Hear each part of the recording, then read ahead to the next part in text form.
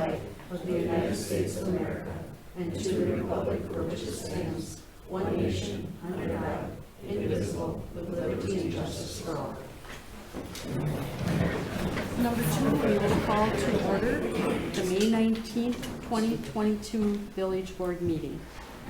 Roll call shows everyone is here. Julie is on the phone. For agenda changes, we are removing under new business, letter E. We will go to 5, consent agenda. We are taking out A, the board meeting minutes, and we will vote on those the next time. So B, presentation of accounts and other claims against the village. If there are no questions, I need a motion. I'll move to approve the consent agenda. Is there a second? I'll second. Roll call, Shauna? Aye. Peter? Aye. Sorry. Aye. Shauna? Aye. Aye. Aye. Aye. Julie? Aye. Okay, motion carried. 6, we will open the public hearing. A, special assessment final paving on Wildwood subdivision phase 1. When Jane calls your name, you may speak if you wish. So Ben or Lindsay Schmidt, 1165 Estuarian Lane. Hi, I'm Ben Schmidt. I've lived in Hortonville since 2004 when I started teaching at the high school over there. Had nothing but good interactions with the village in that whole time, basically. I've gone to a few board meetings way back in like 2010-ish. But I guess the reason I'm here today is the same as probably most of these people right now, is we feel kind of, well, I shouldn't say we, I guess I haven't spoken to everybody, but I feel rather surprised by the letter I got in the mail like 2 weeks ago that said I had to come up with $4,800 to pay for a repave or the top coat on a road. When back in, when we purchased the house, we were informed by the builder, based on a 2018 clerk's real estate certificate, that there was no outstanding special assessments, no proposed special assessments. What's the other one? Just no special assessments pending on the lots that we happen to own, or that we're purchasing. When we looked into the builder's, what is it called? The Wildwood Development Agreement that was first looked at by the village board in May of 2017, it did say in there that the village was going to be having the builder do the first coat, and then they're going to look at the lot owners to do the second coat. But if that wasn't carried over when the clerk signed off on this stuff saying there were no pending special assessments, and then when I came back on my own, besides the builder, shortly after I was purchasing the house to ask if this was real, if we're all good, knowing that we moved into a new subdivision, where there was a new road that was put in, assuming that that last couple inches of blacktop was going to show up, that if it was in something that was in the village end of things, that they would have informed us at that time that, yep, you're going to be on the hook for, $5,000, and we're going to ask for it in a 2-year installment or something like that. So, I don't know, that's basically what I'm here to voice my opinion about, is that if it was something that was going to be asked, it could have been done in the same way that you have it set up for the Wildwind Phase 2, where when people purchase the lot, they get this little piece of paper right here that says, hey, you're going to get assessed for the road to come in. This is known by you. You have to tell anybody that you sell this lot to that they have to be responsible for the road being put in. That was never expressed to us at all when we purchased the house. It was never expressed when we came and talked to the village. And again, I don't have anything bad to say about the village. I mean, you overlook stuff, but there's not a lot of subdivisions that are popping up in Hortonville, and if there's a road that isn't finished and that's something that has to be done, I mean, I think that could have been expressed. So basically what I'm asking is that ideally, that goes back to what it was. If there was no proposed special assessments at that time, there would be no proposed special assessment for that roadway. I understand the village can do whatever they want. You can flip the bill all on us. You can take the whole bill yourself. You can split it. You can ask us to pay it over 2 years, 5 years, 10 years, whatever you want to do. But that's what I'm asking. Any questions? I don't know if you can talk or not. It's like school board meetings where you just listen and stare at the talker. Don't say anything back. No questions? Did you want to tell them? I can't ask it, right? Did you want to tell them that? No. They get to talk. They just get to talk. Yeah, we're not You allowed. can't No. talk? When I came and talked about chickens, they're talking to me the whole time. So, that was the last time I came. We had like a 10-minute conversation. So, okay. And we have Angie or Brett Krause, 1156 Estuarine Lane. Alright, I'm Angie. We're at 1156 Estuarine.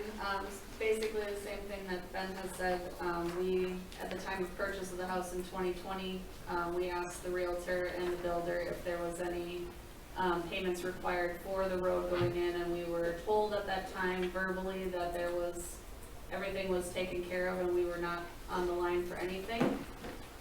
We also received a similar document, the clerk's real estate certificate, 2018 and 2017, stating no outstanding special assessments and there are no proposed special assessments, and that was marked, so we've received that. So very similar questions to previously, if the road hadn't been paid for in advance by the developer, that the village would have known at the time of this real estate certificate for the sale of the land to our builder that that monies would have been due, and that they should have disclosed on this real estate certificate that there was a future assessment due. And we were also disappointed in the surprise letter. And then also, to the whole point of the road, we would request that that road, that top layer doesn't go in if phase 2 is still utilizing both Wildwood and Estuarine Lane to access the phase 2. The work trucks are going down there. We have heavy equipment every day running those roads still, and that regardless of payment of the road, that it is foolish to put it in at this time unless there's an alternate point of access to the phase 2 of the subdivision to use, and not to use Estuarine and Wildwood. So that's what we're here to ask.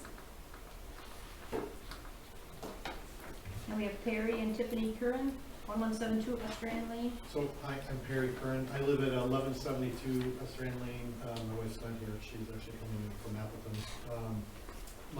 I will kind of reiterate what was already previously said about the payments. We're obviously really surprised about it, but I guess the main thing for me, my concern is, love the idea of the road. I think that's good. It's a little choppy, but with all the construction trucks that are going through, and I have a Ring doorbell, I can give you tick marks on how many come through in a day. The tractor trailers, you put a new road in, we're gonna replace that thing in 2 years. It's gonna get torn up. And I understand, it wanting to look good and maybe this being a plan to be able to put it in, but right now it just seems foolish to be able to put that in with that subdivision not completed, and with the number of trucks that are still gonna be hiking in and out of there. I know they're plowing it right now to kind of make it a little bit more level, but you're talking a bunch of stones and everything that are gonna get kicked up and basically tear up that junction point with the new asphalt. I just don't think it's wise to do that. And obviously I'm concerned that if we're gonna pay for something like this, or however this shakes out, that we're gonna be back here in 2 years talking about, begging to get that road repaved because it's all torn up and wrecked. So I just think, cooler heads need to prevail here, and I think that if we look at this, maybe waiting and pausing on the plan here might be wise. So that's all I have to say. Thank you. Travis and Liz Mayer. Hello, I'm Travis. My wife isn't with me this evening, but to echo a lot of the same concerns. It was never mentioned to us. We asked that question, it was never mentioned. In our sale agreement, there was nothing about a future proposal or anything like that. And again, to go with Perry's point, there's no purpose to do this now when they're still working on phase 2. What we were told was that there would be a separate road for trucks going in and out of phase 2. And then that lot was sold. So that road is no longer being used for that. We're gonna have them running up and down Wildwood and Estuarine, and we'll have to do this again. And I'd rather only do it once if we have to do it all. Rick and Jane Haynes, 1168 Estuarine Lane. We also are blindsided by this and have the same concerns as everybody else. But my question is, all the other subdivisions in the area, the developer paid for the roads. And I want to know why we are being thrown under the bus by the developer. That's my question. Can I speak, or is it just? You have Yeah, comments? we lived here a couple years, moved in, and I had never met Carl, and he's not here anymore, but, him and Jim were out in the street one day, and I thought, well, I talked to Jim before, so I thought, I'll go out and talk to him. So, at that point in time, I don't know what they were talking about, and the conversation led to this road. And I just asked, I said, well, when are you gonna finish this road? And Carl says, well, he says, we're gonna finish this road when we put the first layer on that phase 2. And I said, well, I used to do this, and I said, you know, with all this equipment, I said, you're just gonna bust everything up. Well, yeah, but he said, that's what the plan is. So, then, you know, that was that, and a couple of days later, a week later, talked to one of the neighbors, said, you know, we gotta pay for this top layer of this road, and I said, no, I said, we don't have to pay for that. Yeah, we do, so I called Carl down here, and I said, what's the deal with it, we're supposed to pay for this road? And he said, well, yeah, he said that's, and we were like everybody else, you know, we got that certificate like Ben's got, never told anything, and then all of a sudden we're supposedly, and I said, well, what's this gonna cost? And he said, well, it'll be about $1,600, $800 each year. And I said, we were never, you know, never told anything. Well, that's, you know, we just kind of went on. And so, one thing led to another, and so then we got this thing in the mail. And so I called down here, because I called Nathan. And I said, what's the deal with this notice I just got in the mail for $4,400 or $4,800 or whatever it is?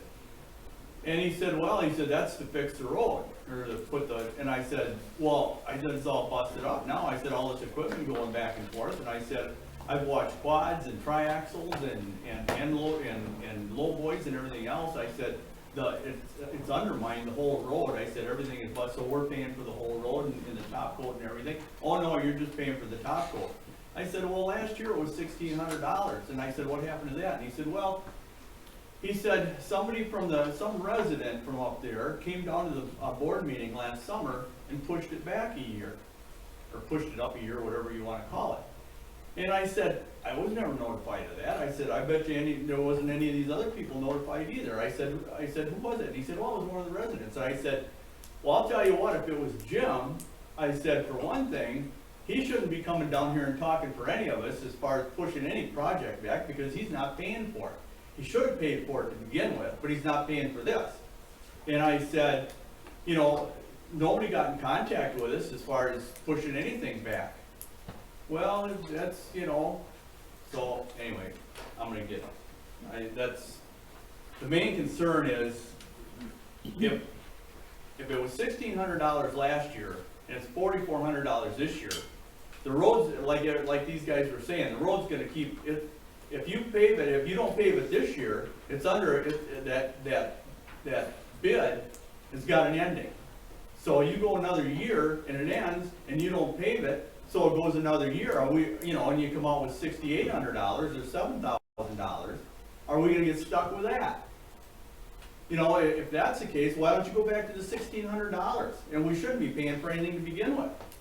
I'm just gonna get pissed. Joe Miller? 652 Joe Miller, Wildwood. 652 Wildwood.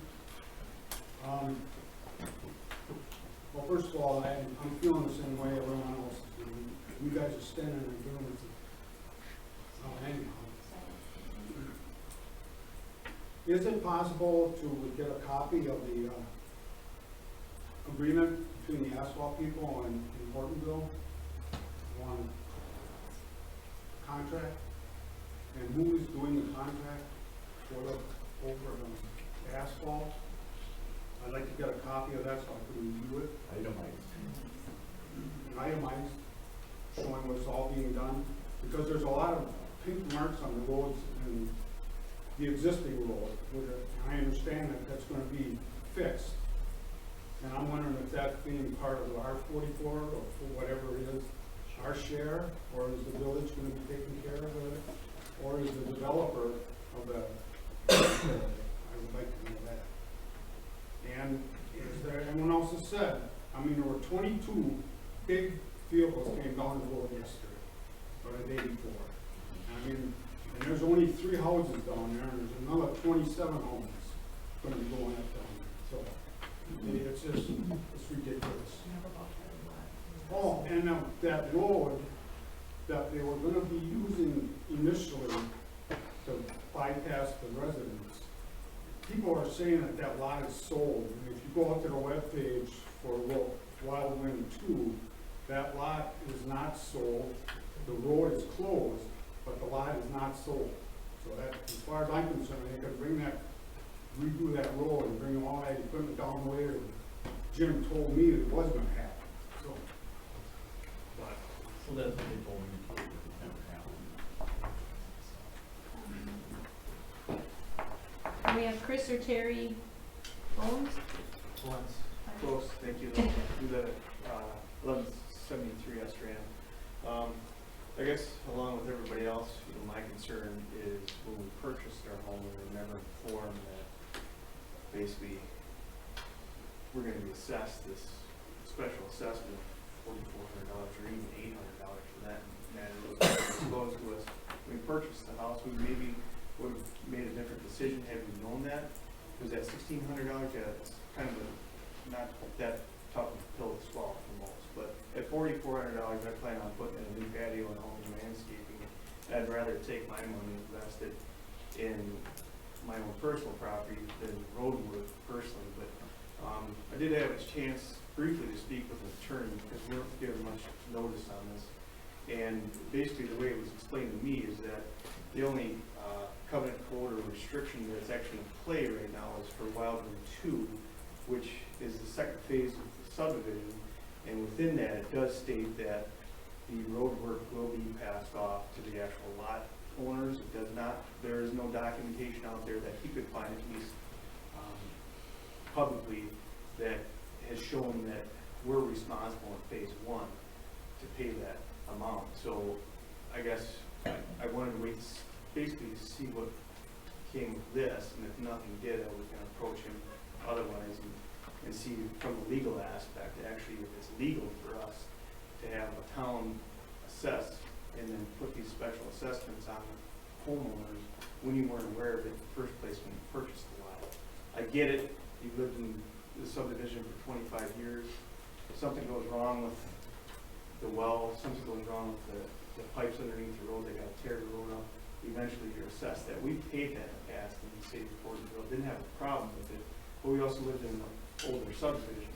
We weren't coming into a new subdivision expecting that this is basically the cards that were going to be dealt to us. And I have a feeling that when the actual paperwork went through, it was signed in November of 2020. So we actually purchased our house in August. So I get it why it wasn't passed down to us at the time, but it's also for Wildwood 2, which isn't, if you look at the map, it says Wildwood, it's phase 1. It doesn't have anything to do with my piece of property. It has something to do with someone that's moving on past us. So I guess more from a legal standpoint, I want to know, and you guys can't answer to this, but I can speak to the attorney after the fact, and I'm sure there's possibly an attorney present for the city, that if it's actually legal for the city to assess that on us, on all 30 homes in that phase. And I don't think at this point it is, but we'll definitely look into it.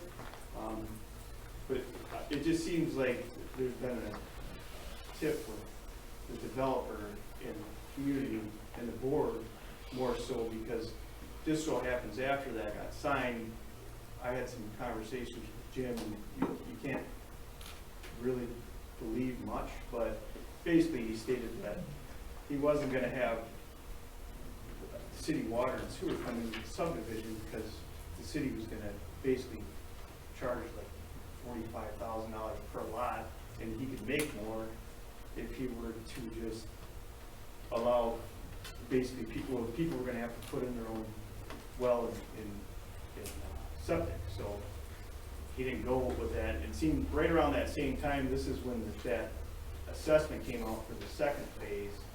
So I'm just a little curious, like, I've never been present in these board meetings. I wish I had been, just for my own knowledge, but I didn't think it was necessary at the time, and we moved into a new subdivision.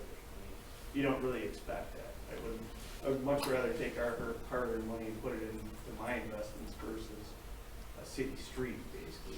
I get it if it needs to be replaced. At some point in time, you gotta dig that up, put it back down.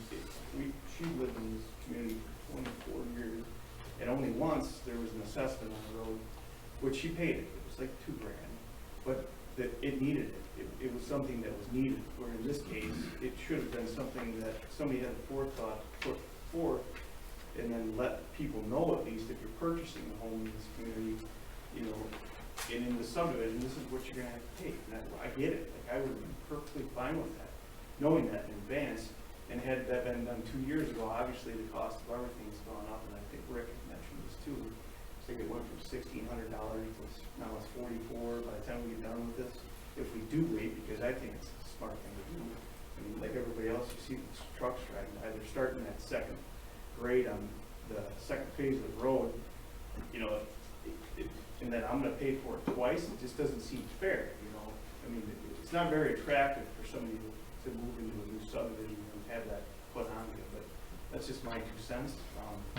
And I guess we need to, I know that I'll probably continue this conversation with the lawyer and see what he's done about it. I mean, it's, we all have rights here, right? And I think what's fair is fair, and I don't think we're being treated fairly in this situation, to be quite honest with you. I mean, that's just me, plain guy, you know, work for a living, spent my whole life working, finally was able to afford a nice home, and now I'm being told that by the city, because of, for whatever reason, we still don't know, you have to pay this money for the road, which that should have been figured out well in advance before this all started. It sounds like it was, but the actual legal document that binds that was never signed till after the fact, so why?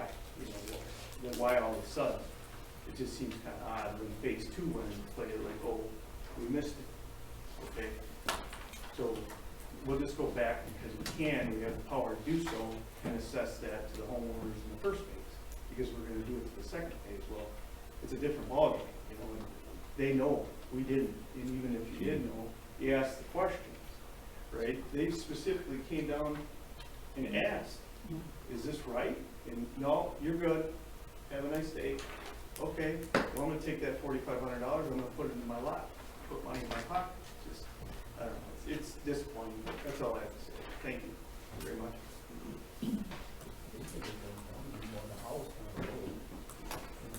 We have Sean Gullery, 1157 Estran Lane. Sean and Javine Gullery, 1157 Estran Lane. Same thing as all my neighbors here. When we bought the house, we were told by the developer, you know, forward, will we have to pay for the street? And they said, no, that's covered by the developer. There's not going to be a bill for you to pave the road. That being said, just like everybody else, they're still working on phase 2, and phase 2 has a lot of houses down there. You're just going to destroy that road that we just paid for. The next point is, we all know everything's more expensive right now. Why are we paying to do this now? If anything, we should wait a couple years, let the economy turn as it turns, and wait for these expenses of materials and labor to go down. It's going to be cheaper in a year or two to do this than it is now.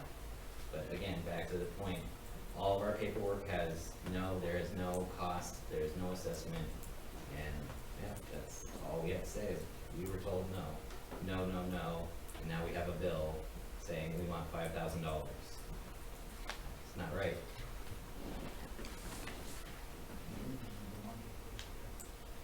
And we have Javine Gallery. Two passes. Okay. That's all on the list. That's all. Okay, we will now close the public hearing. Number 7, pre-registered citizens to be heard. And there are none. Okay, 8, committee reports. There are none. 9, unfinished business from previous meetings. There is none. 10, new business. A, discussion and possible action on resolution R-12-22, final special assessment Wild Wind subdivision phase 1.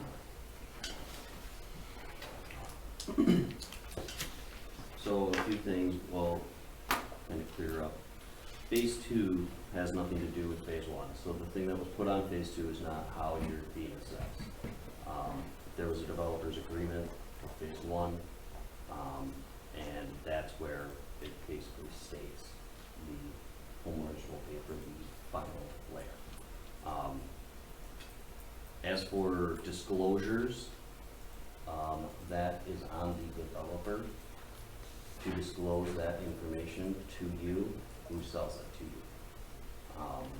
That is not on the village to do in our real estate inquiry forms. Typically, those are done through what's gone through preliminary and what's at final stage for the special assessments. So, yes. So when those municipal letters are issued, when you're in the process, when there's an accepted offer to purchase, an anticipated closing date, and you're having title work done, a special assessment, once it's levied against the property, is a lien on your property. And so the property can't transfer unless that special assessment is paid in full. And so the purpose of the municipal letter is to notify the title company as to whether or not there is a lien, a special assessment lien against the property that will need to be paid before that lot transfers. And so the municipal letter is a different kind of disclosure than the disclosure that you would and should expect from the person you're purchasing the lot for. If that person is a developer who is sophisticated enough to know that there's going to be a first and a second layer of asphalt that's going to go down on the street, and he's paid for the first and he has a development agreement in place that says, well, ultimately there's going to be a second, and when that happens, you will be assessed. There's a delicate balance, and I think that a lot of you actually kind of spoke to that tonight when it comes to timing of a second layer.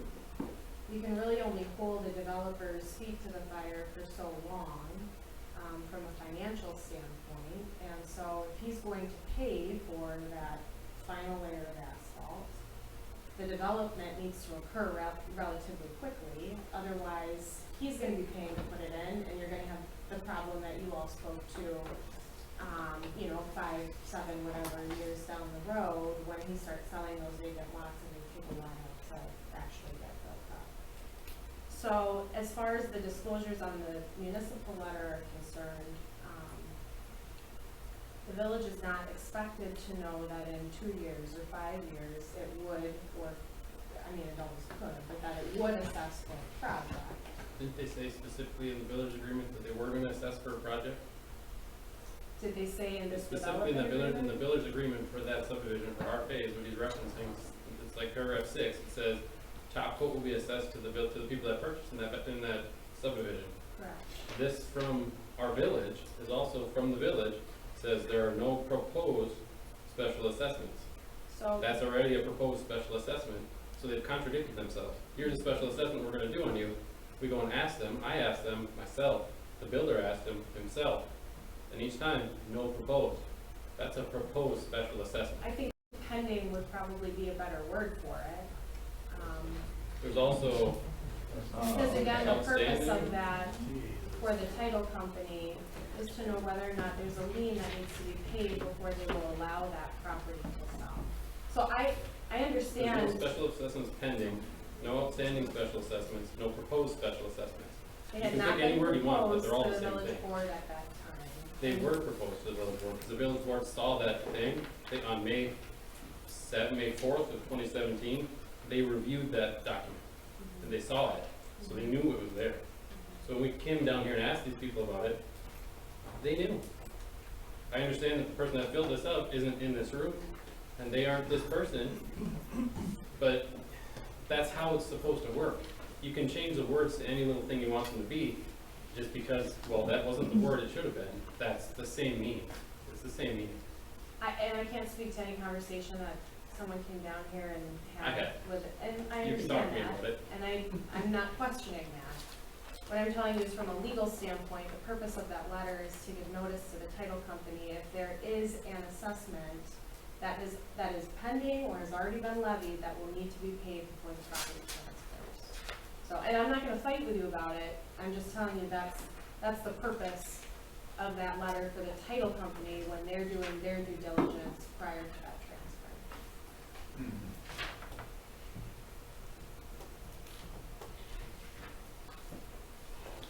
Is there something that we can do about the heavy equipment for phase 2 driving through there? Well, if you remember the discussions we had a number of years ago. With Jim? Yeah, lot 31 has access, and that was specifically supposed to be used for that. Exactly. That's But what I'm asking, is there a way we can make it? I'm buying lot 53. I'd be a little concerned too that these people have heavy equipment going through. And somebody said they're leveling the road. They dumped some gravel out there. Oh, they did? Phase 2. Okay, I know they're digging a hole down on, I think, 47 or 48. Looks like somebody's gonna build down there. But I would talk to Jim Clegg about reopening that and making sure that heavy equipment is off of their roads and down through that road that was supposed to be used for that purpose. How would you police that? That's what I was Right asking. over there. When I talked to Jim and Carl, and it was over a year ago. And actually, it was just when they first started that phase 2. And Carl, both of them stood right there and told me that, because I asked him, I said, when you start that other construction down there, I said, you guys are gonna really rip this, and that was before they did, it's ripped up. And they said, oh, you don't have to worry. They said, you're never gonna see another heavy equipment truck up here, no concrete trucks, nothing. They're all gonna use that far driveway. I'm aware of that. We had that discussion with Jim Never and thought. Carl, but apparently it's not being used. No. With a lawyer though, I mean, because you can't trust a handshake, I can guarantee Well, you that. Yeah. You know, the point is that 31 is unsold. It's available. So it shows right here on the map where that road is. And that road should be used for that purpose. That's the discussion we had as a board, and we all agreed to. Does everybody remember that? Yeah. Okay. Jim agreed. So I would Yeah. expect that maybe the administrator probably should address this with Mr. Clegg and make sure that the heavy equipment goes through there. And then if we have an issue, we ask the chief to intercede. I don't know, I was told over a year ago that was gonna Well, happen. what you were told and what we should do now are two different things. Going forward, we need to resolve this issue. That's one of the main concerns I take out of this meeting, is all this heavy equipment. If we put that top coat on and you're assessed, you don't want to be back here 2 years from now. Yes, sir. So I think we move forward and take care of the issue of getting that heavy equipment off of that pavement. Okay, so what about when that lot does sell and the new owner doesn't want the trucks down that road and our road is done? Then what? I don't know. That's something we should probably, maybe the administrator have a discussion with. Maybe that lot remains unsold for a period of time. Yeah, I think there's They may something have to. developers agree. okay. And that would make Just sense. rip it up and leave it all gravel and be done with it. Well, Okay, then I don't mind having my gravel. follow up to that, if we're paying for our road right there, when the houses on this phase 2 get done, are they gonna have to use that side road to get around there, or are they gonna drive down our road to get to their area? the residents? Yes. No, that'll be closed off. That So was So they'll drive. the only down- reason for that road that we had, Clegg put that in there was for the purpose, explicit purpose of using that road for heavy equipment. Okay, Wasn't supposed to be on your roads. okay. So there's a fault there. So that needs to be resolved. We pay to pave our road, they get to use our road to get to their houses. Then you get to use every road in the Yeah. village. Yeah, you use I every can use road any in road in the town. village. Nobody Yeah. else is paying for my road. Well, Yeah, but I paid for the road in front of my house. If you drive past my house, I paid for that road. I live right across the street from where you guys are at, and I just had an assessment a few years ago on my property too. So I understand exactly where that's at, but I mean, other people are going to drive on your road. The big concern is to keep the heavy equipment that's gonna damage the road off of that road. And we had discussions and an agreement with Jim Clegg to avoid that from happening. And from what everybody's saying is he's not abiding by that agreement. That gate is closed and locked. to that section. Yes. Yeah. So He there's what? no way He the closed the cars lock can and go gate down. to that. Yeah, I know. Yeah, so we're gonna need to address that. So really, we needs to can't do go it. forward with this. No, I don't. What? We can't go forward to vote on this No. today Why? until we find out what's going on with Jim and that lot. I mean, are we going to pave this and then have it destroyed? So the paving and destroying of the property is not gonna happen. Basically, talking to the engineer on, who's right here, on basically the reason that the road's getting tore up is because of the lip that basically it sits. The lip near the edges of the drain pipes basically allow water to sit there if it doesn't rain hard enough, if it's a light rain, right? Well, Do you want to that's explain it. it more? Sure. So there's a couple questions I didn't get around here. So by the way, I'm Ron Wolf from McMahon Associates. We do engineering work for the village. I'm not the designer for the subdivision. Wasn't involved with, all the legal things aren't really in my purview at all. But as far as the project, we bid the project for the surface course and fixing areas that are busted up. If you live out there, you know, you've seen the paint. There's a lot of distress. Most of it tends to be at the storm inlets because with the lack of the upper layer, the stormwater can't get up over the curb and into the drain. So the water sits there, saturates the subgrade, gets weak, the pavement gets distressed from, real traffic, and it starts busting up. So some of the work, yes, cut out those areas and repatch them before you put the surface on, because otherwise it's in a matter of months, you'll see all those cracks back again if you don't fix the base. So they're gonna fix the base layer as part of the contract and then surface it. Now, the question about how much heavy trucking and what's continuing in the other parts of the subdivision, it's a valid discussion to have. And if there's an opportunity for somebody to bring in all those heavy loads from another route, I think everybody in this room would be and should be in favor of that. It's not going to increase the life of that pavement by having those heavy trucks on this new surface, and that's that. Now, if it's middle of summer, the road's paved, including that upper layer, you got more strength, it really shouldn't cause any damage, but by all means, if you can, divert that traffic somehow to some other route, you should try to do that. I think what I heard is that the developer plans on putting in the lower layer, the first layer of asphalt on that, the phase 2 section this summer. Sidebar, somebody asked about the contractor. It's MCC Construction. They've been doing work in town for forever. And what I've heard is that the developer plans to hire MCC as well as the city contractor would be with MCC, and that they would do that work at the same time. So presumably they would surface the back end first, or excuse me, the lower layer, the binder board, of course, and then they would move up front and fix the busted up areas, and then put the overlay on the phase 1 of the development. So it's the same contractor. It's easy to coordinate that way, thank goodness. But that's the characteristic. That's what I know of that. When is this being done? Out of curiosity. Well, we had a completion date in the contract for this of, I think it was July 1st for the overlay and the subdivision. With the way the season's going, I'm positive that the contractor would allow that to be pushed back. They're planning to do like July 1st. So the presumption is it would be paved in June. And I think that was intended to dovetail with Jim Clegg's schedule for his lower layers. I don't know if that's, have you heard that, Trey? July, Jim is supposed to have all of this stuff done. In July. In July. I'm not sure exactly when. It sounds like mid-July. Okay, so then we would push ours back to dovetail with that. Can I ask a question, please? Are we paying to have the road repaired? The existing phase 1, are we paying to repair the road?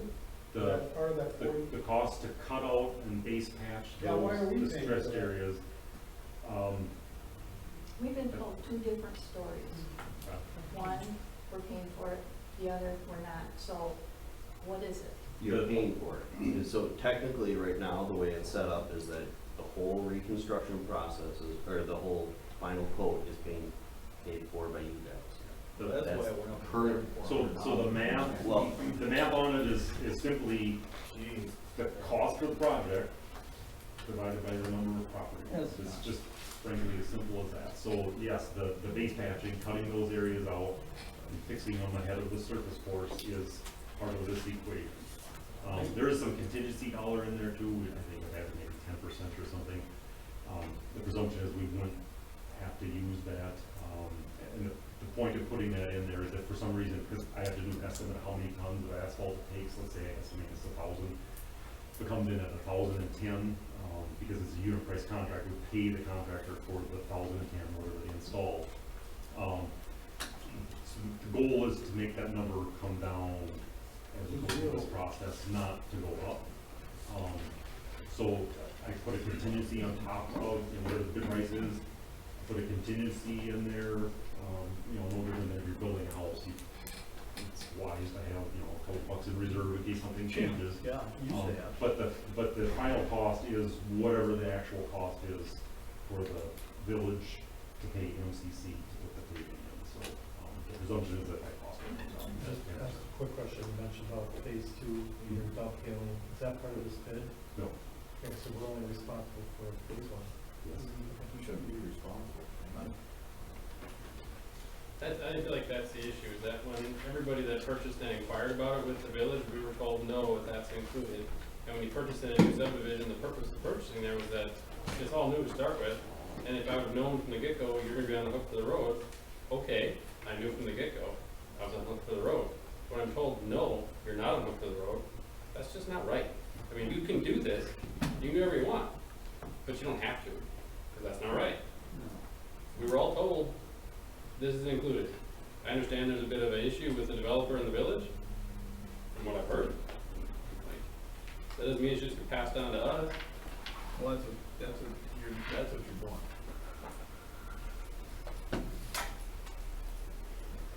Yes. If I wanted to see the development agreement, where would I find that? You do it all directly to us. I'd have to come to the village and request that? Yeah, or send us an email or anything.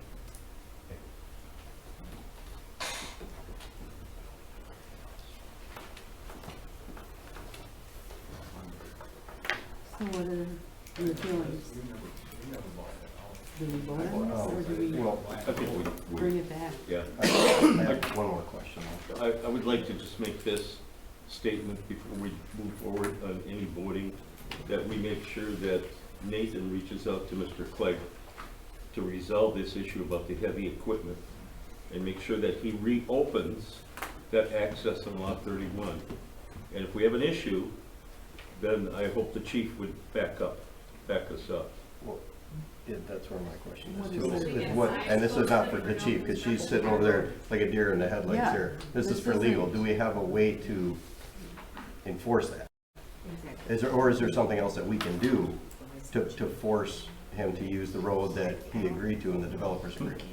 I don't have anything to enforce. Yes, that's why she's looking like You that. would, That's what- if it's no truck traffic or whatever, that it'd have to be an ordinance. Yeah. That's what I'm You have to saying. create an Can ordinance we, in can we order create a limited to- ordinance like that to just, To do that, so. I don't know the answer to that question, okay. and I don't wanna tell you something that's Yeah. not correct. Okay. I'll have to look into that. If you're holding us to the development agreement, developer's agreement, then you have to hold him to the developer's agreement. It's as simple as that. If it says in that agreement that we have to pay for it, then he has to use that road. If he doesn't use that road, then we don't have to pay for the road. Well, not only that, if he had to do the base, why not have him fix the base again? Are you able to differentiate between the repair of the original? Would you be able to separate that cost out Oh, yeah, to put on? absolutely. There's like 7 or 8 bid items that are associated with the repaving of this road, and it'd be easy to separate out what's the cost for, prepping for because there's some ordinary costs that are involved, like milling road manholes and adjusting gate valve boxes, that's part of it no matter what, but that base patching and all that work it's a unit price within the contract, easily split out if it needs to be. Jim is getting away, he's just getting away with a free ride. I mean, it's as simple as that. Okay, so let's move on. If he's still, To vote or No. not? To table it? Can we table it? Yeah, I think- let's I think table there's it. I too think we many need to issues. We table need this. more answers. We don't have all the answers. Well, first of all, Mr. Black has to reopen lot 31.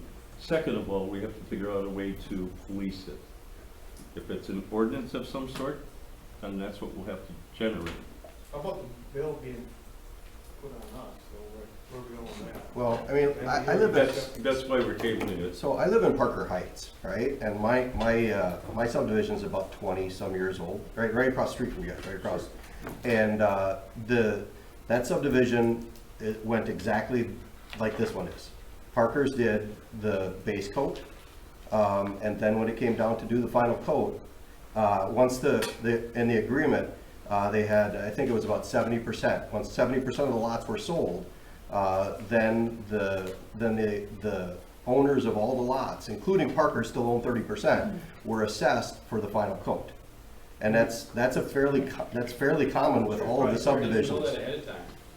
You don't, No, we didn't. Not the amount of money. Did you know you were gonna be assessed on that road ahead of time? I actually moved in about 4 years after that assessment came in, but I had another assessment in that neighborhood since then. But in what they have for environmental. But yes, agreement is they you have to pass that forward and inform the purchaser of the fact that that's there. And that makes total sense. That's the issue I have with Yeah, this. I understand. That was We were the informed first it wasn't. I phase understand. that we actually did that for, But it was, So- but, where it's But tied to that's- the that's- exact property, just giving you information. yeah, but I understand Part of the legally. problem, there's not transparency in the information, that's where Ben's going. Like what information we had So that that means- was in front of us and transparent, we were under assumption no. Let's Now we're move finding this. yes without any transparency and communication. Well, not only that, go back to this base, sure, the water might have made pockets or whatever, but you got all this equipment running up and down there.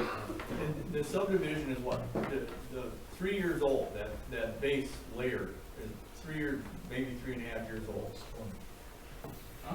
It looks 20. 'cause Well, it's all yeah, chewed up. and the thing is, All that equipment came in front of my house, phase 2, all summer long. I had people turning around in our driveway with those big trucks. Yeah. All that Yeah. driveway. and what I'm getting at is that other road, they were supposed to be using that far road. So now, whether the trucks broke it up or if the water sitting on it washed it out, whatever. But now we gotta pay to fix the base that's 3.5 years old, because the developer didn't wanna use that far road. And so, I don't understand why we have to fix the base. That was part, At this time, I think we're just going to table this Yeah. and get more information. We keep repeating Is everyone in everything. agreement with that? We need to Yeah. do some research. We need Okay. to find out what's going on. We need to get a hold of the developer. We need to figure out a way that we can police this. So I Yeah. think we should table this. So for- at this time, Well, if you we're, want a special meeting, just let us know. Well, you'll be notified, I'm sure. Yeah. Well, now, will we be notified? Yeah. All meetings are posted. Well, Were you notified about this one? This, yeah. Okay, then you will be notified about the next one. Are we gonna get a letter? Let's go. No. Let's That we're move back on on. the agenda? no, it'll be on the agenda. Yeah. So we don't get What's notified? your regular meeting schedule? Like, For what the days- First and Third third, first and third Thursday of every First and month, third Thursday? At Do you 6 do o'clock. you do special meetings around that, or just the first and third Thursday? only for Closed like sessions. emergency purposes and things like that. But not like, no, not for this. No, nobody's gonna try to sneak it in, So the no. first and third Thursdays, The agenda gets posted 24 hours, at least 24 hours ahead of time, on Main Street, at the board, and on the website. So Yes. the amount of the assessment will not finally be determined? No, we're going to No. table No, it, sir. we're tabling We're this gonna tonight, table it, we're so gonna get some more information, we'll have another meeting. Thanks. Okay. okay, we will move to B, discussion and possible action on O-2-22, ordinance amending building permit exceptions.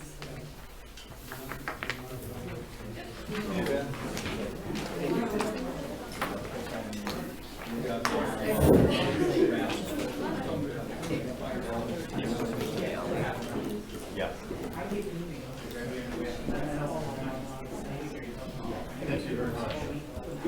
Basically, this is the ordinance that Jeannie mentioned that we should look at, and actually reading through it, it's kind of worded pretty badly. Vaguely? To me, it reads that basically for any of these numbers, 1 through 8, you would have to get a building permit for.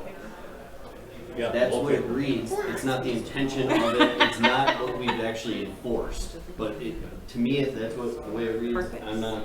Yeah. And paint colors will be chosen by the village board. No. So We're cleaning up the ordinance. basically, we're gonna clean it up, and then take out a few things. The idea was to add in the building permit for a roof.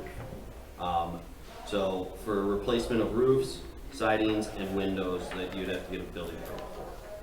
Okay, so is this There's a lot of two stuff here. old, these are two different? So the first The old one and that the new you one? got that looks like this is our current one. Yeah, Looks that's the like- first page. Yep, this one that's all marked in red is the changes to that. Okay, And then the next one is gonna be a sample of what it would look. okay, and how You old still is the leaving original? wallpaper? What? You're still leaving wallpaper? No, so the Yeah. intention of this is to be the exceptions to permits, where you Oh, don't okay. need a permit for this. So we cleaned up that language, so you don't need that. Right. And this is the list of the ones you don't need permits for. How old is this original document? I Probably 100 couldn't years. tell you. Okay, so we're gonna leave it at $1,000 again, because, I mean, that's, I can't build a tree fort for $1,000 anymore. I mean, even if you adjust it just for inflation, I mean, that number should probably change to something, a little higher. Well, I think the idea is, I mean, adding a deck, a small deck, would be under 1,000. Oh, it won't. Well, depends on who does the work. You can't Do install it your own yourself. deck. It's not legal. You have to get a contractor to install your deck. That's one of the things you can't do yourself. But the purpose of the building permit is to. You wanna raise 1,000 I do wanna raise the $1,000. to what? I would say probably at least like 3, somewhere in that range. 5, do you like 5?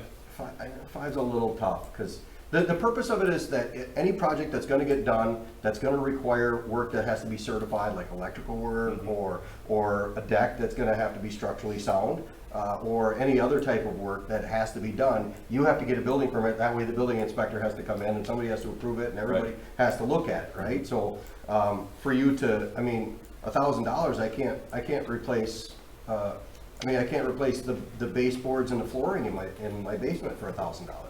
It cost, I put in flooring, just the plastic flooring in my basement, and that was, Well, that's not, you know, that's out of it. is it? Yeah, floor coverings is out. Yes. Okay. Coverings. Yeah.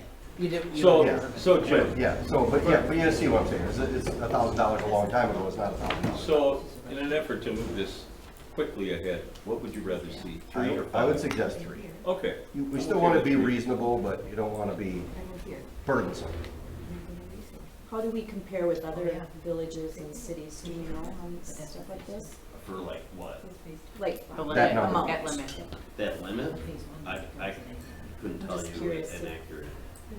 I haven't looked. at because that. am I reading this correctly? You're talking about floor covering, those are Yeah. exceptions. Those are Yeah. exceptions. So Yeah. this is, Right. Any project under 1,000 and right now, but Does- also, for As instance, well floor as any floor coverings, even if any they're wallpaper. over 1,000, Yeah. they're still yeah, not counted. correct.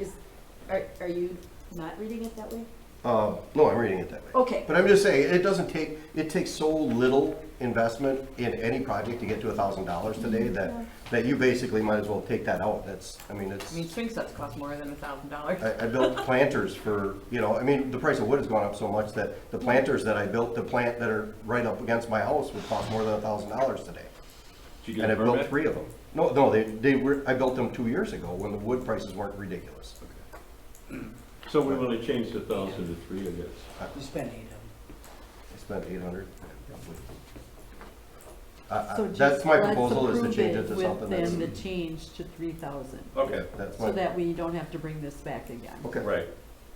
All right. And nothing else needed to be looked at then, just that? Sure. That's all we Okay, can. then I would need a motion to approve it with those changes. Okay, I was just looking at some hesitation over there, I was just wondering if that's a, no, For me or her? both of you. Oh, I don't know, I guess it doesn't really matter. I mean, it's basically self-reporting anyway, so Yeah. if someone's gonna Yeah. tell us that it's under 1,000, we basically, for the most part, take their word for it, whether it's 3,000 or 10, for all Yeah. we know, and depending. I mean, it's the building inspector is only working here 8 hours a week, so, Okay. I mean, it's not like, I understand. I just don't wanna, I don't wanna I make don't- people violators when they don't Unnecessary. necessarily need to be, you know, No, for the I smallest understand. project.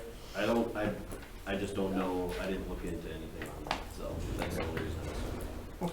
I'll make a motion to approve O-2-22, ordinance section 6-29B building permits, with the exception of number 1, changing the 1,000 value to 3,000. Second. All in favor? Aye. Aye. Opposed? Motion carried. Okay, we'll move to C, discussion and possible action on R-10-22, resolution to amend building permit fees. So that's basically adding in those 3 fees, one for window, one for shingle, one for siding. It's consistent with our current fees.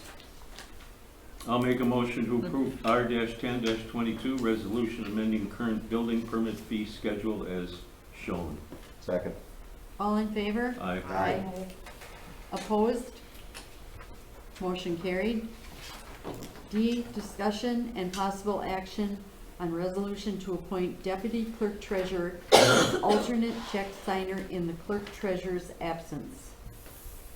Do you want me to take this or? Okay.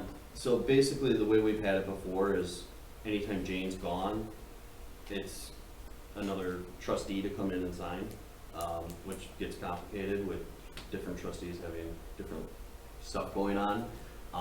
So the idea is to keep that trustee on as a signer for the village president, and the secondary for Janie would be her deputy clerk. That's kind of consistent with the state statutes that when in the clerk's absence, the deputy clerk takes over the role. You'd still then at that point have a single village trustee or the president be signing for checks, and one village employee at that point signing for the checks. So your first would be the village president. Well, so village president. And Alternate would be, so right now it's Jack. okay, So then. and the second alternate would be? No. No, Oh, that would there's be it. two signs, there's 2 signers. So Jack If would Jack sign can't make it. only in Jeannie's absence, and then the deputy clerk would sign only in Jane's absence. Got it. I don't see any issue with that. That's what- Jack, you okay with that? Changed to mine. I'll make a motion to approve R-11-22, resolution to amend village signatory procedures. Second. All in favor? Aye. Aye. Opposed? Motion carried. We are missing E, so we go to F, discussion and possible action fixes to the, pardon? Did you leave out? I did. Okay. Okay. Yeah. I was hoping she did. Okay. You didn't hear? Okay. F, discussion and possible action fixes to the village's municipal service center. So these are the 2 quotes we got for the library cracking.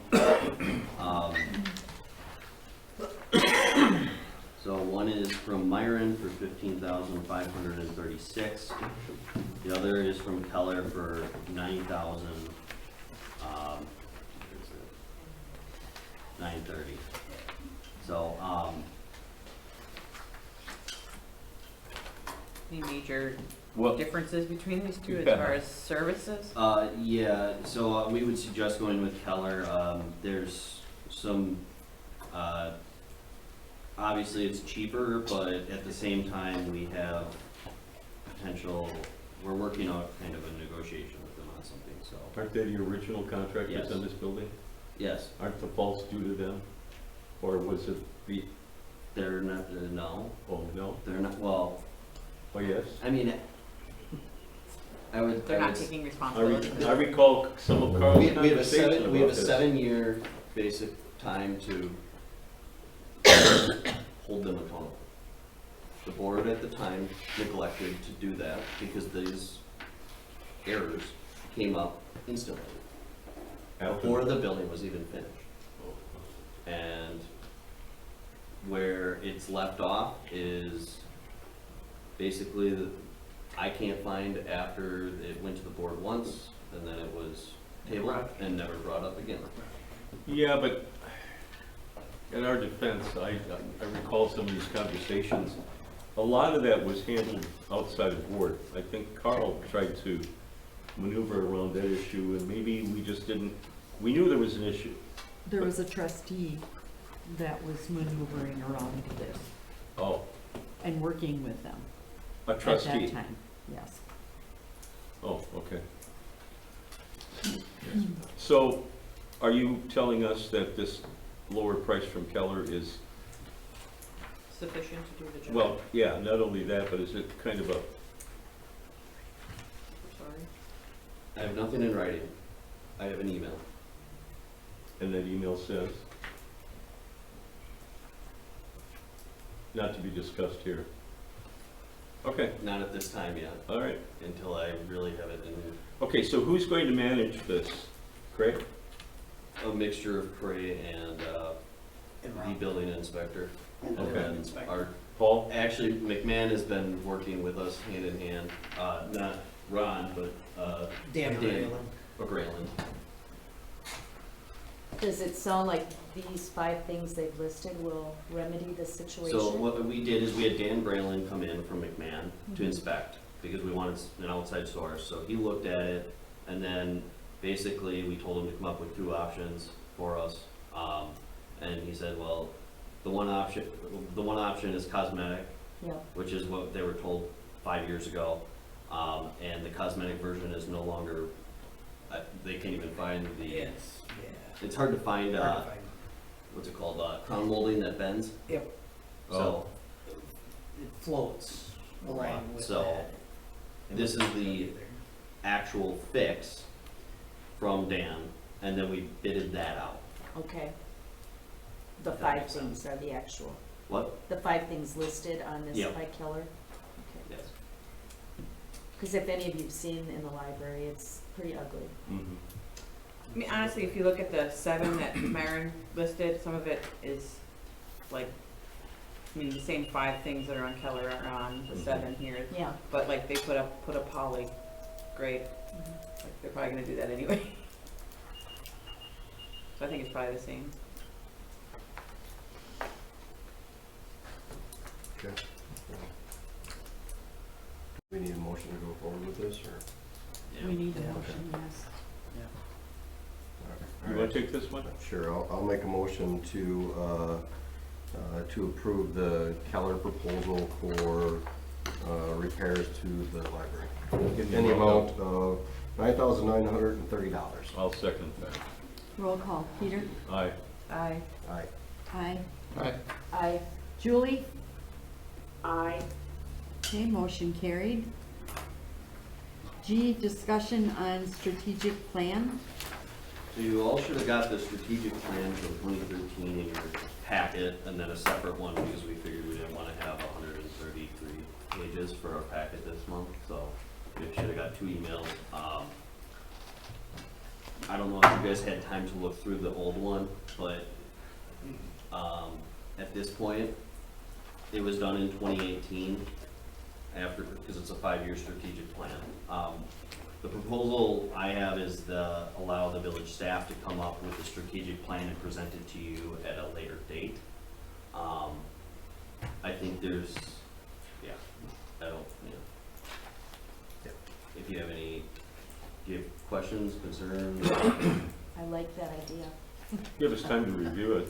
Yeah, just got it yesterday. So I haven't had time in the last I haven't had time to look at it yet. review 138 pages.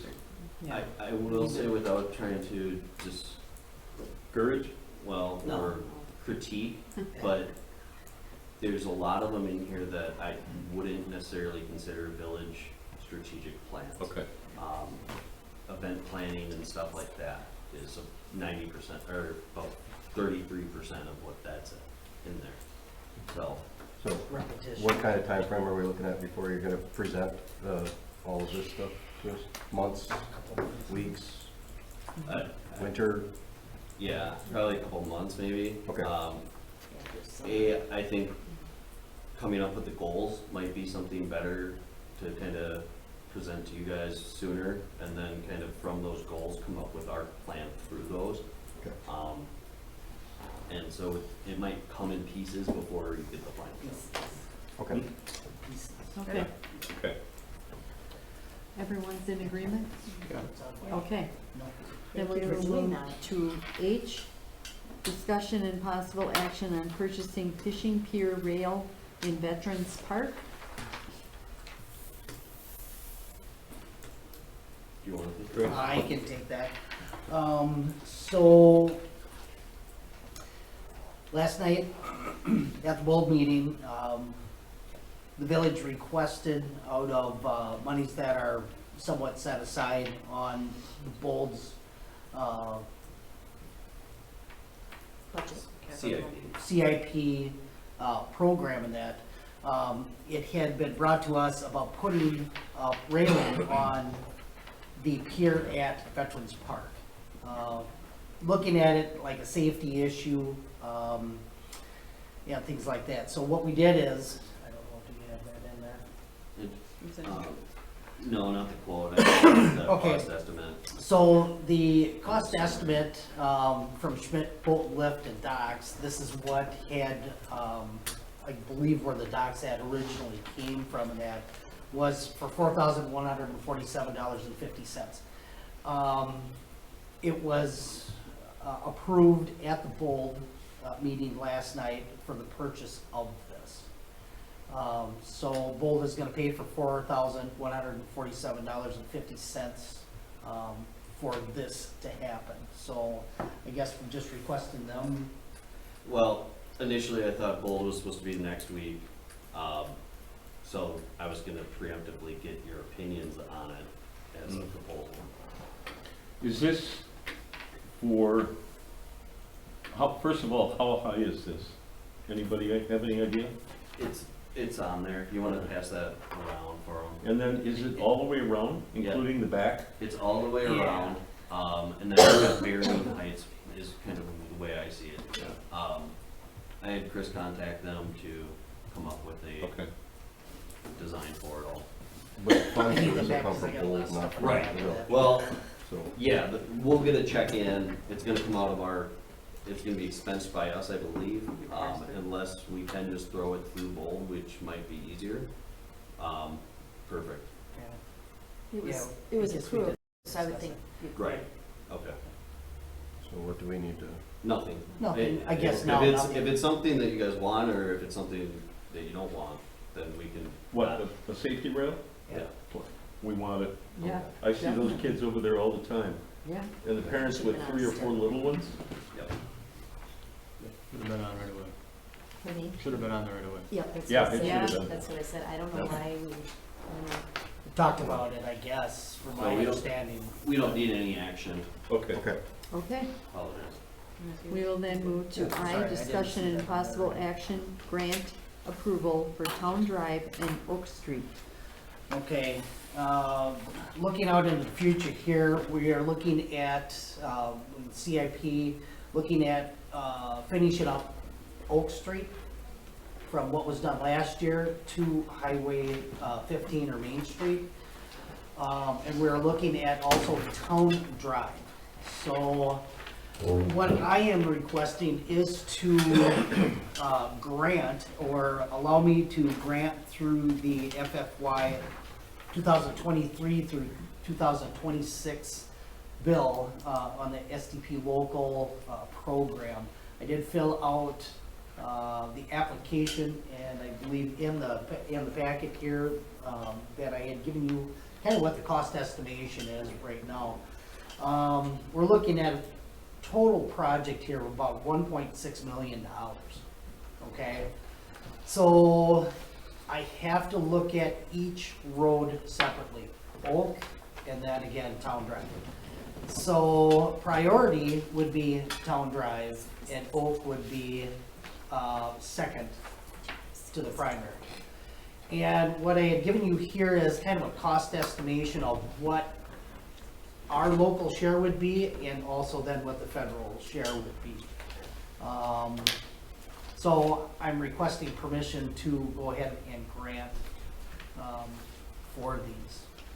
I'm not sure, can't guarantee that this is gonna happen next year, but this is on our CIP for 2023. There's a few more hoops we may have to jump through. Wisconsin DOT will be doing the letting, so it would not be us.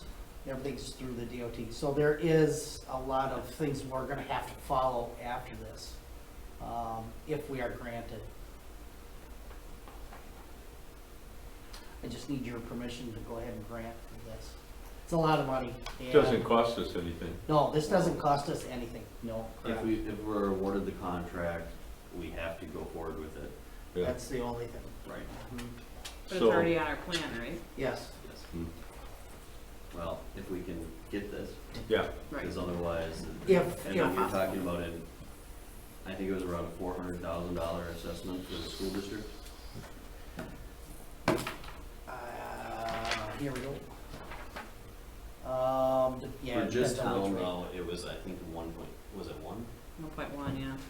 Yeah, like 204, range from 204 to $254,000 just for the high school on an assessment. Obviously, they were the largest, but I think for the most, even just a regular house or whatever, then you're still looking at $11,000 to $32,000 for assessments to pay for this, right? So we need a grant in order to do this. I'm okay with you moving forward. Yeah, trying to get a grant. Yeah. absolutely. If we get it, Do you need a head nod or vote? No, Vote. Okay, we need a motion. go ahead, Jim.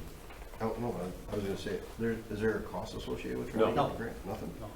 Okay, so just, I'll make a motion and approving the action of grant proposal for Town Drive and Oak Street reconstruction. Is there a second? I'll second that. Okay, all in favor? Aye. Opposed?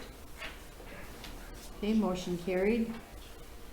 J, discussion and possible action, GFL contract for sludge disposal. So, after talking it with the Gratian contact, basically the $150 rental fee that was on that other contract, is basically a fee that we would pay over 36 months, and then after that it would fall off. We wouldn't own the product. It's a way for them, because they're gonna have to build it ahead of time before us using it. They didn't wanna be, if we left them and went with someone else, they didn't wanna be stuck with a container that they don't really have any use for. So that was the idea behind that. But after researching through a few things, I almost think we need to actually just go out for bids. Because of the fact that we never went out for bids and we don't currently have a contract for our municipal garbage currently.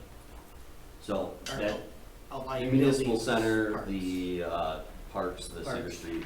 Yep. Oh, and that's the stuff that Gratian was picking up. Right. Yeah. So Gratian has always done it for us since, I think, around 2011 is when I saw that we used to have waste management at some point, and then something happened, and I don't see it being posted anywhere after that. Okay. So, I would say that we should probably go out for bids and include this, sludge disposal in that, RFP, and basically, 'cause I mean, we spend, I think, around 20,000 per year with Gratian, so. It's a large amount. That's just for the sludge. No, No, that's the total for our village's receptacles. Garbage pickup? For, Not for the the village, local, the not village residential, center. for the Cedar Wait, Street, hold it. there's, Let me hone in on one. okay. we have two. So when we're talking here, Gratian is picking up here. Right. Harder's does the residents. Got it. Completely different. That we did go out for every, Yes. or every 5 years, so. So Gratian basically- used to hit me up every time I went out there to try to get into that bid. Yeah. They said they couldn't get in. So, so we're gonna try to bundle it and then go out for bids. Is that, It's bundled already? yeah, yeah. Okay, so But we haven't- on everything else besides residential pickup, Yeah. we need to bid for that. I just feel weird Okay. signing a 3-year contract here and then having this other thing that's never really had a. I agree. I'd suggest you go out for And, bids. and if in your investigation you find out that it's cheaper to get somebody to just bid the sludge, you know, that might be an option as well. But it might be cheaper to bundle it, might not, Yeah. because you're purchasing that container as well. So basically, we don't need to do anything Not yet. for, No. Oh, okay, so we're good. Okay, K, discussion and possible action on Miller Park sign proposal. All right. Same So, vendor? I have one new vendor, Creative Sign. I had spoke to Kelsey up at Creative Sign. I contacted a couple other sign places. I didn't hear from them. The only one I didn't contact was, our, BCE, BEC. Yeah, BC. BCE. They were the only ones that I did not. Creative Sign came back with another rendition of this. Couple options. Not impressed with option B, more so on option A. Two different ways we could look at this. We could look at it lighted, non-lighted. Proposal is in there for you. The lighted version of that is at $20,690. Of option A? Yeah. Of this one, yeah. option A, correct. Non-lighted of option A then would be at 16,700. So that would be that particular sign. And of course, Graphics House, that's the one I originally had designed and threw over to Graphics House for them to actually design it and come back with a price on that. That price is still non-lit at $12,770 for that. So you're gonna see, and this is what I'm understanding here, my neighbor used to do this and that, I had spoke to her about it, and you are gonna see signs all over the board, and when I had mentioned Creative Sign and that, who she's really familiar with also, and saying what lighted signs are and whatever, and she says, yeah, this is what the prices of signs are, so, you know. Well, your graphic house, you said was the first person that you had gone to. Correct, yeah. This price remains the same, it's unlit? Externally lit. No. We would No. have to externally lit. We would, if we want it lit, we would have to externally lit. Yes, we would have to Correct, externally yeah. Which we discussed last time. Right. Yeah. Lighting in the. Do we need that? With this one here in particular, it's kind of hard to make it so that it's lit interior. It's No, external, I it don't, doesn't I matter. don't think so. I do if we're gonna have more people No, going through I the said- park. I think we do if we're trying to promote the park. But, I mean, it's still $4,000 cheaper for the Right. graphic house, both non-lit. Well, the lighting we can do ourselves. Right, but I'm guessing comparing apples to apples, right? Yeah. So it's 20,000 whatever for the one. Are you but- happy with Graphic House proposal? Absolutely. I've worked with Graphic House before. Even the village here has worked with Graphic House. Our signs, matter of fact, out here from Graphic House. And Okay. that. So they do an excellent job. We are looking at 8 weeks to about 4 months. So just FYI. So basically, we may need to make a decision and make a motion. Yeah, I'll make a motion that we accept the proposal from Graphic House for an unlit sign, double face 47 by 94 inches, in the amount of $777. Second. Roll call, Peter? Aye. Aye. Aye. Aye. Aye. Aye. Julie? Aye.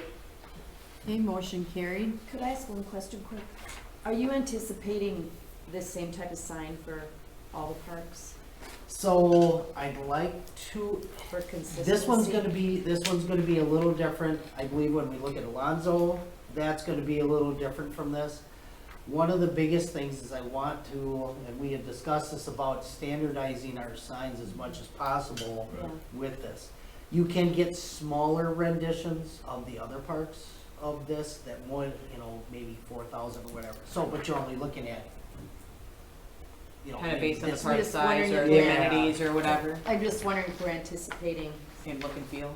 the cost for, however many And we can. more, so. And we can, eventually down the road. I'm not looking at Veterans, the Black Otter, I'm not looking at that Alonzo. Alonzo, that's, when we look at Alonzo, we look at the Black Otter, the sign and stuff like that too. So, right now, I don't anticipate that, at least within the next 5 years, especially with that. So, and it's up to you guys if you want Veterans to look different or When whatever. I guess, just an example, that would be something that I think would be really helpful to come to public, Mhm. whatever we are, for the parks. Facilities? Yeah, thank you. Mhm. So we don't have to keep bringing the same thing back to the full board. If we could have committee meetings and hash through, paint colors and signs and that kind of thing for long-term planning, I would appreciate that. What's the As soon as you said paint colors. Yes. Sorry. I know. Paint I just wallpaper. thought, that might have been one.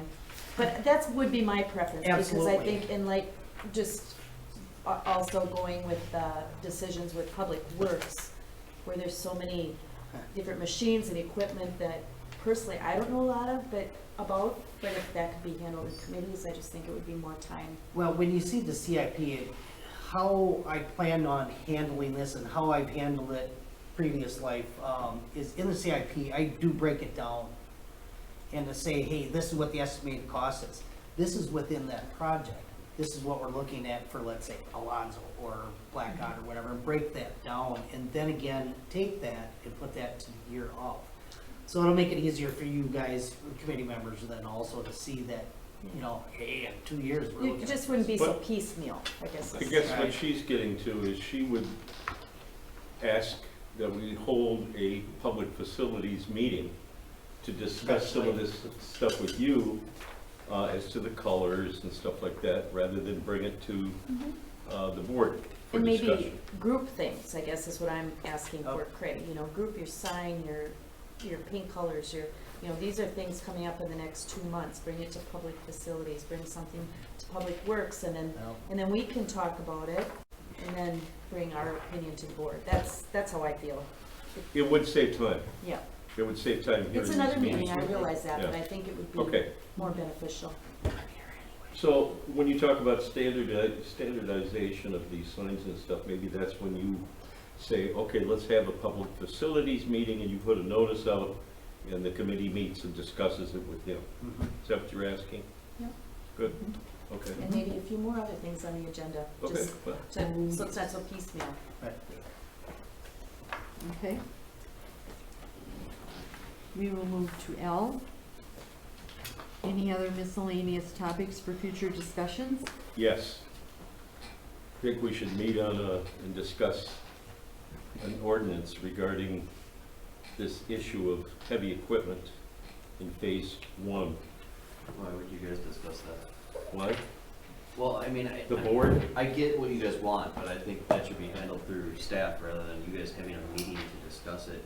If it can't be done through ordinance, then there's no point to meet. That's my point. Okay. I can talk with the legal and we can try to figure out what we can do. We can look at the developers agreement and we'll Okay, present fair back to enough. it at the next board. Okay, Okay. I withdraw. Any other topics? Yes. I've never been to the Allegheny County Recycling Center. Would be Road nice. trip? What? Road trip? Road trip. Been there. I haven't. Who has? Gee whiz. Have you? Actually, yeah, I have. Have you?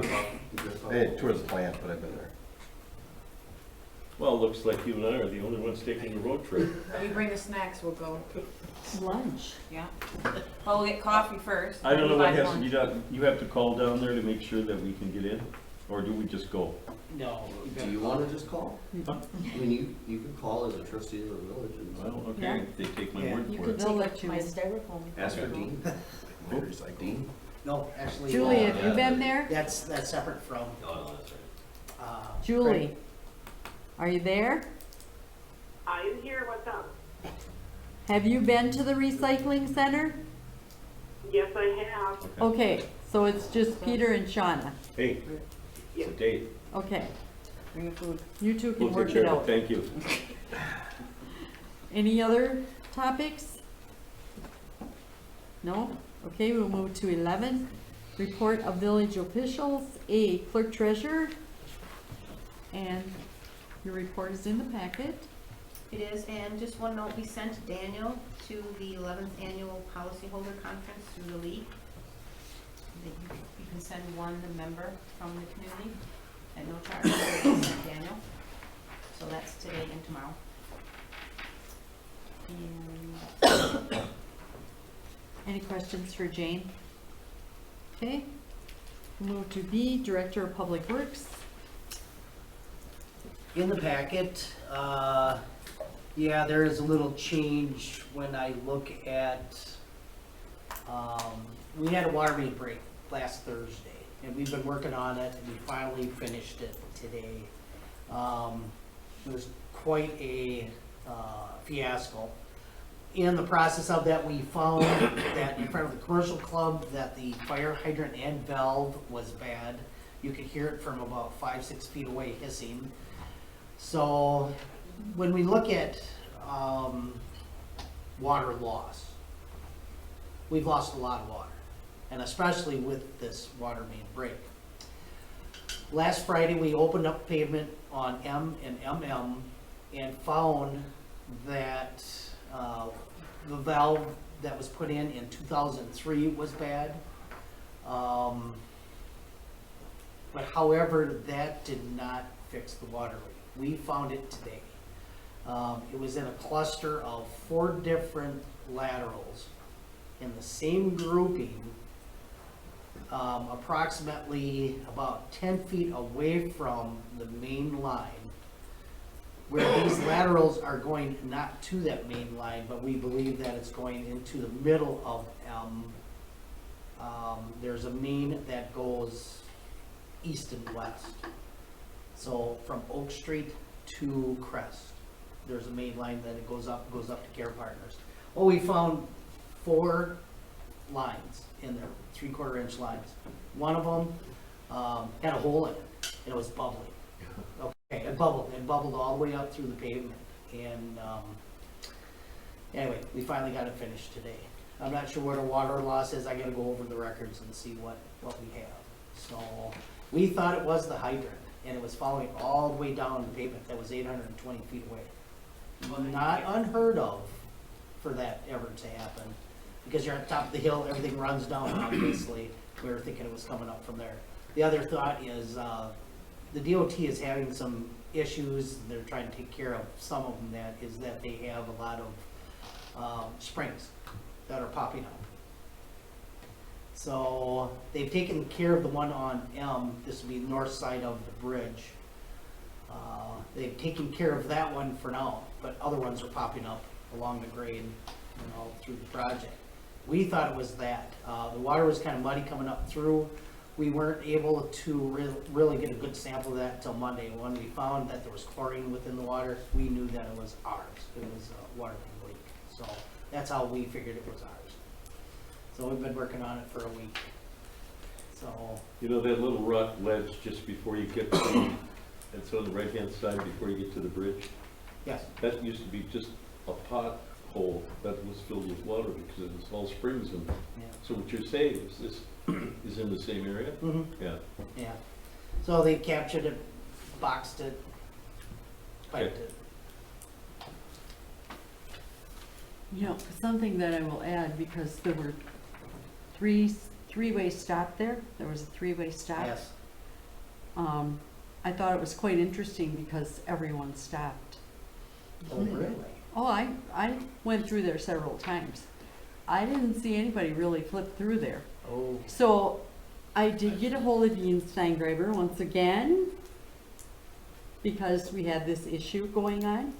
And he told me East Central Wisconsin Regional Planning Commission staff has been charged to install the camera. They did install the camera last Thursday.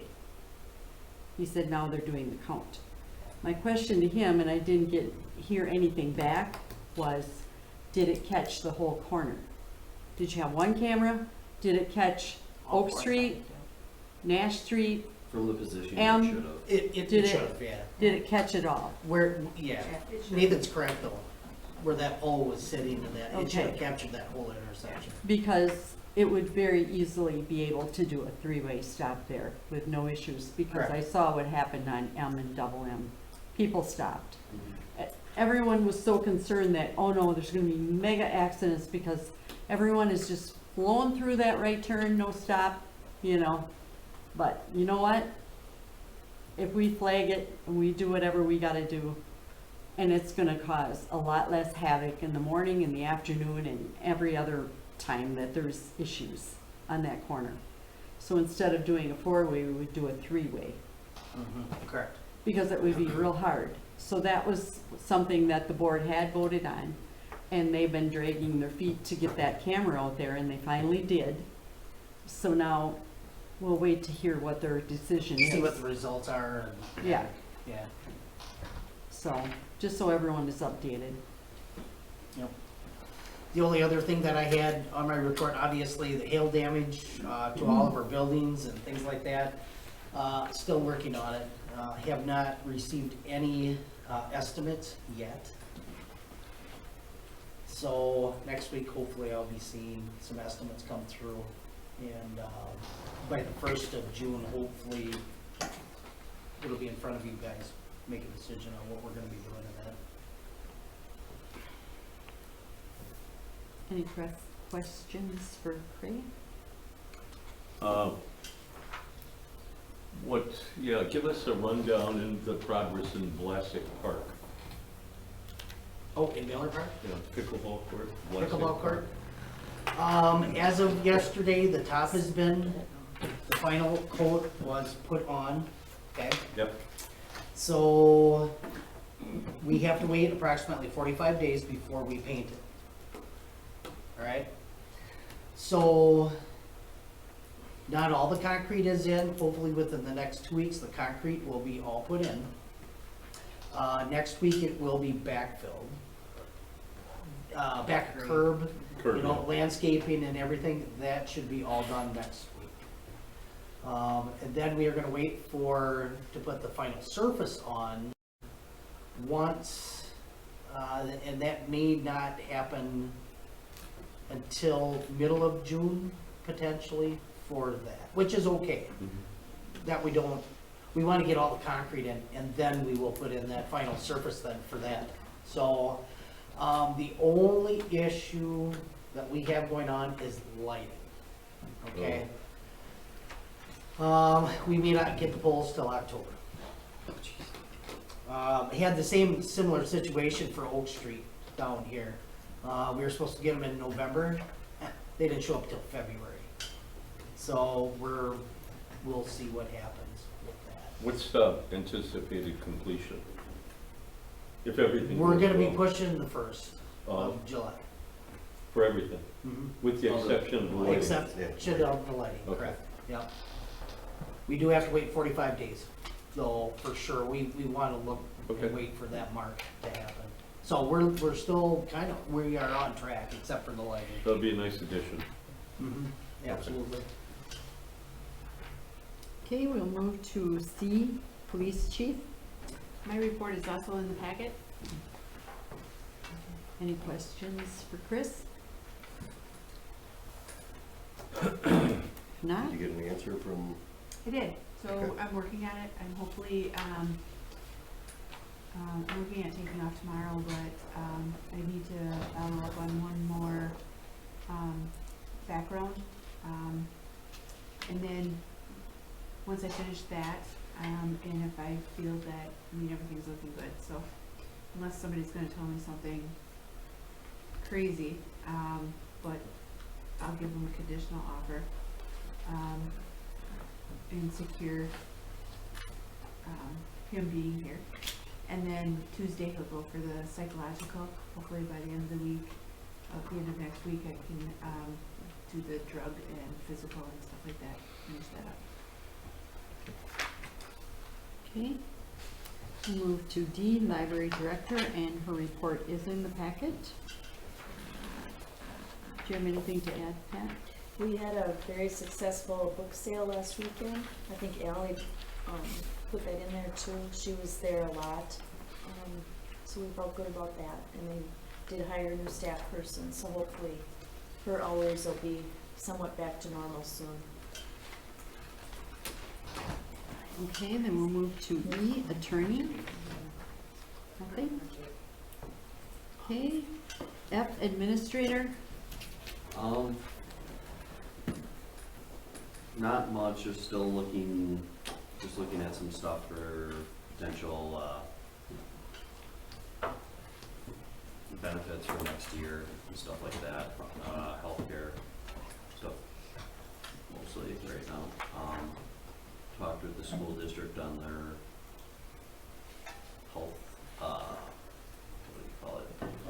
Their little health center that they have, that they offer to their employees as a potential option for next year for our employees as well. So I'm waiting on getting some finances for that, before proposing it to you. That's about it for now. Any questions for Nathan? Okay, we'll move to G, Building Permit Report. There is none. 12, Communication and Miscellaneous Business. A, Black Otter Lake District News.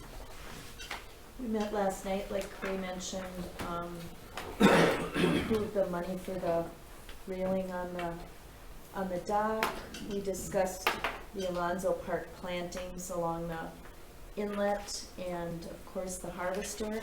So at this point, we're looking at a new harvester, repairing the old one because we're in a grant. Correct me if I'm wrong, you guys, but if we sell it now, we owe money per the grant for selling it too soon.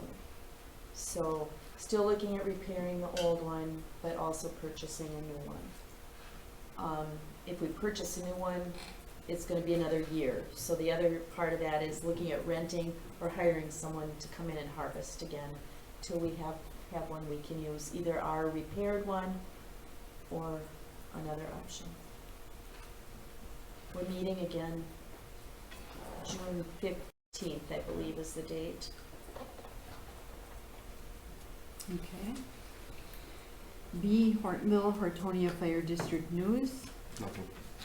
Okay, C, Gold Cross Ambulance Run Report and News, and it is in the package. D, Hortonville Civic Association. None. And E, Senior Activities Committee. We meet a week from today with the full committee.